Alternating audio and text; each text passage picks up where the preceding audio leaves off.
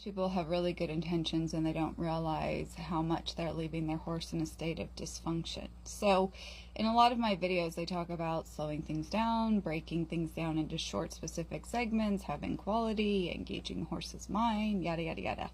But the reality is the whole point of doing all of those sort of things that I try and bring to light that I find aren't mentioned in, we'll call, mainstream training approaches, is so that the day that you have to get something done, whether it's an emergency, have to load in the trailer, I don't know, whatever it may be, it is not that you are suddenly finding out the holes that you have in your horsemanship because of how you've been doing things. And I find when people become aware of this, aggressive past way of doing things with horses and they try and be respectful, their pendulum often swings to these really extremes of passivity, and meaning that like they try and leave everything up to the horse. They try and be, I'm going to call it, super polite. They try and not ask anything. If the horse seems triggered, they like immediately stop what they're doing, not realizing that the whole time that they're behaving this way, they're actually adding to the horse's insecurity.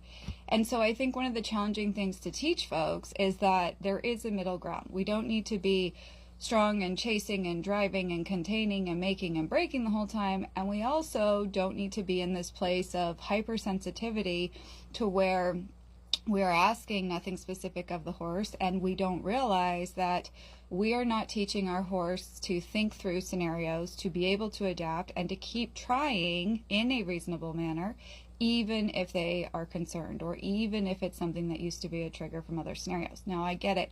When you're bringing your horse to the trainer, you're obviously seeking more help. But I find there's so many folks in with good intentions of trying to protect their horse from having potentially traumatizing things happen to it, which I'm all for. You are your horse's advocate.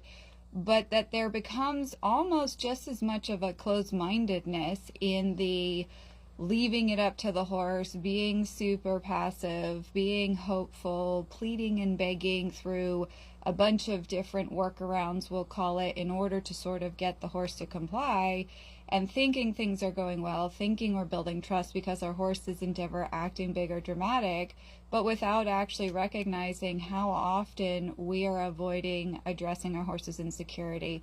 They are not mentally directable. They have not learned to be reasonable. We just haven't asked the wrong questions, and so therefore it seems like the horse relationship or partnership is working, until the day we have to ask something that the horse isn't comfortable with, and then we find out all the holes in this. And this just came up because I was reading several posts, one of them by someone who I highly respect, who's been around for decades, and he was talking about how, who advocates for the horse and the balance of, in this case, he was talking specifically about the competition world, and if there were more folks competing at top levels who are advocating for the well-being of the horse, and that in him looking at himself and his perspective and hindsight, that, realizing how do you find the balance. And again, I think there's a lot of people who maybe competed when they were younger or got back into horses later in life and decided competition wasn't for them. It's not about competition, but in thinking that like they don't have to go and perform, that things can be always